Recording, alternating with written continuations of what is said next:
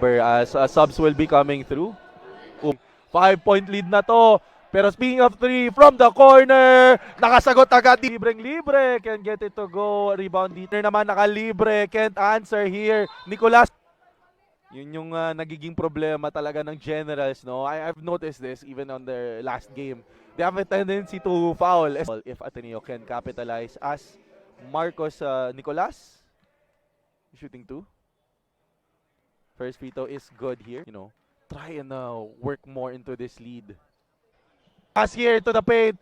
Kicks it out. Libreng-libre! Save! Second free throw, wala. Ochavo. Ebdane, libreng-libre. Yeah! Points to his name. Sa Ateneo. Cross court to Ebdane. Ebdane on the drive. Dalawa yun! Sumabay pa kayo! Ebdane. Not just a shooter. Ebdane against 2 defenders, hanging in the air and finishing with poise. Is Ebdane.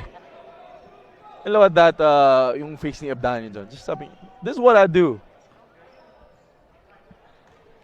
And that's the effect, guys, as a shooter, as Ebdane completes the 3-point play, no? Ebdane is an excellent shooter, nag-close out, attacks his man, and able to finish.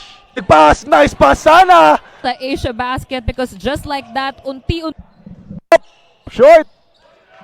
Rebound dito si Ebdane. Pulls up! Off! Foul here.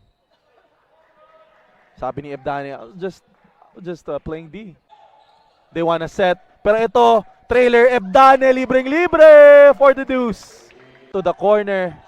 Shot clock is winding down. Ebdane sits as Ebdane, by the way, gotta give him a lot of credit. 20 minutes of play, 15 points para sa kanya. 3 tres. Excellent showing para Agua.